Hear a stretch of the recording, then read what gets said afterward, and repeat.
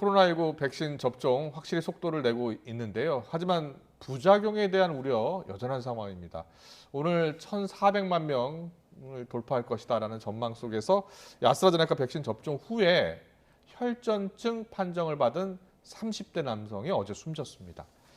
백신 부작용에 의한 국내 첫 사망 사례입니다. 네, 백신을 접종할 때 예상되는 부작용과 대처 요령을 김윤 서울대 의료관리학과 교수와 짚어보겠습니다. 어서 오세요. 어서 오십시오. 안녕하십니까. 안녕하십니까.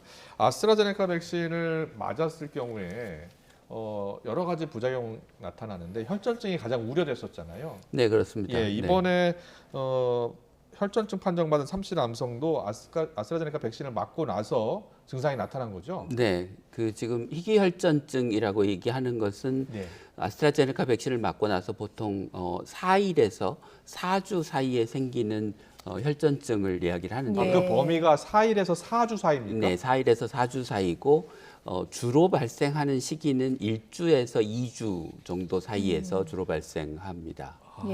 네. 그 그래서- 시기도 잘 알아야겠네요. 예, 그러니까 백신 접종을 맞고 나서 이제 처음에 뭐 두통이 있거나 네. 이럴 수는 있지만 예. 그게 지나가고 난 다음에 이제 4일 또는 뭐 일주일 정도가 경과한 후에 두통이 생기기 시작하면서 예. 그 약을 먹어도 가시지 않거나 좀 점점 심해지거나 그 정도가 굉장히 이제 심각해서 그러니까 뇌에 출혈이 생겨서 생기는 두통을 그 망치로 머리를 얻어맞은 것처럼 예. 멍하게 아픈 굉장히 그럼 심각한. 머릿속에서 그 심한 네. 두통이 나타나는 게 네. 뇌출혈 증상 중에 하나입니까? 예, 그렇습니다. 뇌출혈 때문에 생기는 증상일 수 있습니다. 예. 예. 지금 이 30대 남성의 경우에도 5월 27일에 접종을 했고요. 네. 9일 후에 심한 두통과 구토가 나타나서 의원급 의료기관을 찾은 것으로 알려져 네. 있거든요. 그런데 여기에서 이렇게 심한 두통이 있는데도 좀 적절한 조치가 취해진 게 아니지 않느냐 이런 의문도 있습니다. 이제 이 아스트라제네카 백신으로 인해 생기는 혈전증이 뭐 미국이나 유럽에서는 한 100만 명당 한 8명에서 10명쯤 생기는데 예, 예. 우리나라는 지금 900만 명 넘게 아스트라제네카 백신을 접종해서 딱 2건의 희귀혈전증이 발생했습니다. 예, 예. 그래서 100만 명당으로 치면 한 0.2명 정도여서 외국에 비해서 굉장히 드문 거죠. 예. 네네. 그래서 근데 이제 두통이라고 하는 게 일반적으로 흔히 있을 수 있는 그런 증상이라서 그 두통만으로 혈전증을 의심하기는 쉽지 않았을 거라고 예. 생각을 합니다. 그렇군요. 예. 네. 그리고 이 숨진 환자는 상급병원에서 정밀 검사 받았습니다. 네, 네. 그러니까 숨지기 전에 정밀 검사를 받았고 혈소판 감소, 혈전이 확인이 됐어요. 네. 그럼 보통 이렇게 확인이 되면 어떤 치료에 들어가게 됩니까? 그 혈액 응고 때문에 이제 그 혈전증이 생기는 거기 때문에 예. 혈액 응고를 막아주는 항응고제를 쓰게 됩니다. 예, 예. 그런데 이제 통상적으로 쓰는 항응고제 중에 이제 헤파린이라고 하는 약제가 있는데 네. 이것을 쓰면 안 되고 다른 종류의 약제를 써야 되는데 아, 왜냐하면 이게 예. 그 헤파린에 의한 헤파린에 대한 항체가 몸 안에 생기면서 그것 때문에 이제 혈전증이 생기는 것이라 예. 헤파린 말고 다른 항응고제를 쓰도록 되어 있습니다. 예, 예. 그럼 주관자실에서 그런 관련된 조치를 받긴 받은 거죠? 예, 아마 예. 그랬을 것으로 추정이 됩니다. 예. 근데 치료를 받았는데도 네. 결국은 숨을 거둔 겁니까? 네, 네. 그러니까 아마 이제 예. 그 뭐 뇌출혈이나 이런 게 굉장히 심각했을 가능성, 그러니까 양이 많고 또는 부위가 좋지 않았거나 네. 이래서 이게 이제 두 번째로 그 희귀혈전증이 발생한 사례인데 예. 첫 번째 사례와 사실은 경과는 비슷합니다. 그러니까 뭐 백신을 맞고 나서 한 2주쯤 있다가 두통이 생겼고 처음에 두통이 있었을 때는 이제 가벼운 치료를 받았는데 더 심해져서 경련이 발생했는데 그것도 한 3일 뒤쯤 발생했고 이번 예. 케이스와 마찬가지로 아. 예, 그래서 이제 치료를 받았는데 첫 번째 케이스는 회복이 됐으나 이 케이스는 이제 회복이 되지 못하고 사망에 이르게 된 것 같습니다. 예, 이번 그 혈전증 앞서서 말씀하신 처음 나타난 사례와 이번 사례를 봤을 때 네. 좀 차이가 있다면 어떤 점에서 있었을까요? 그 뭐 임상적인 경과는 지금 보도된 것만으로는 이렇게 큰 차이가 있어 보이지는 않습니다. 예. 네, 예. 근데 이제 뭐 이 두 번째 사례에서 그 두통이나 구토가 발생했을 때 예. 네, 만약에 그거를 이게 이제 백신을 접종하고 9일 이후에 생긴 것이기 때문에 네. 네.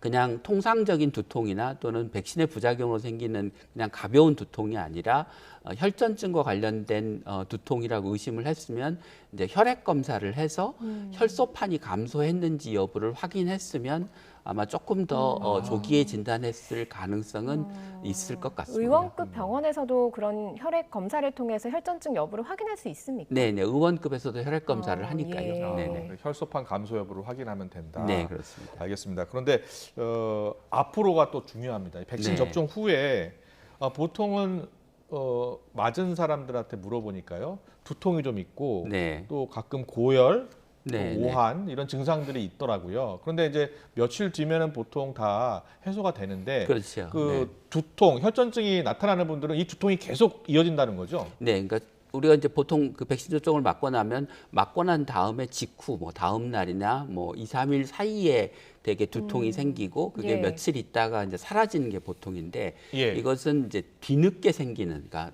4일 이후 예. 대개는 일주일 이후에 생기는 두통, 네. 그다음에 이제 머리에 혈전이 가면 이제 두통이나 구토나 또는 시야에 이상이 생기는 눈이 잘 보이지 않게 되는 현상이 생기게 되고 생기고요. 네. 이게 이제 폐에 가면 호흡곤란이나 흉통이 생깁니다. 가슴이 아픈 겁니까? 네네. 예. 예. 그다음에 이제 내장에 있는 정맥에서 혈전이 생겨서 어딘가를 막으면 이제 복통이 생기게 되죠. 복통도 예. 올 수 있군요. 네네. 예. 그다음 또 혈소판이 감소되면 예. 우리 몸에 이제 혈액 응고가 잘 안 일어나기 때문에 그 몸에 이렇게 조그마한 출혈 반점들이 많이 생기기도 합니다. 예. 그리고 부딪히면 쉽게 멍이 들기도 하고요. 몸에 반점 나는 것도 네. 그 혈소판 감소 증상입니까? 네네. 혈소판 감소 때문에 이제 혈액 응고에 장애가 생기면 이제 보통 우리가 그 혈소판에 의해서 혈액 응고가 돼서 출혈이 안 일어나야 되는데 예. 그 출혈이 잘 일어나 몸의 여러 부위에서 일어나면서 그 조그마한 반점처럼 출혈이 생기기도 합니다. 예, 그런 증상이 나타난다면 좀 의심을 해봐야 예, 되는 의심을 상황이 해봐야 되겠네요. 되는, 백신 예. 접종 후에. 네, 그러면 의료기관에서도 이런 내용들을 좀 알고 대처를 해야 되는데 네. 뭐 의료기관에도 좀 안내 책자가 나간다거나 뭐 예. 방역 당국에서 그런 조치를 취해 놓은 것이 있습니까? 예, 방역 당국에서 이제 이런 그 희귀혈전증 의심 사례가 생길 경우 의료기관에서 그것을 의심하고 진단하도록 하기 위해서 예. 이제 의료진들에게 교육을 하거나 책자를 배포하거나 이제 한 상태인데요. 이게 앞서도 말씀드렸지만 사실 워낙 드물게 발생하는 혈전증이고 그렇죠. 예. 그에 반해서 이제 증상으로 나타나는 뭐 두통이나 구토나 뭐 흉통이나 이런 것들은 흔히 나타날 수 있는 증상이라서 네. 그 둘 사이를 이제 쉽게 증상만으로 감별하기 쉽지 않은 것은 사실입니다. 예. 그렇군요. 알겠습니다. 임상적 경과를 보면서 이제 시간이 지나도 한 2, 3일이 지나도 증상이 더 좋아지지 않거나 증상이 더 악화되고 또 새로운 증상이 생겨나고 또 뇌에 출혈이 생기면서 신경학적인 이상, 뭐 어디가 마비가 되거나 감각이 둔해지거나 말이 어눌해지거나 이런 증상이 생기면 이제 혈전증을 더 강력하게 의심해봐야 될 것 예. 같습니다. 네.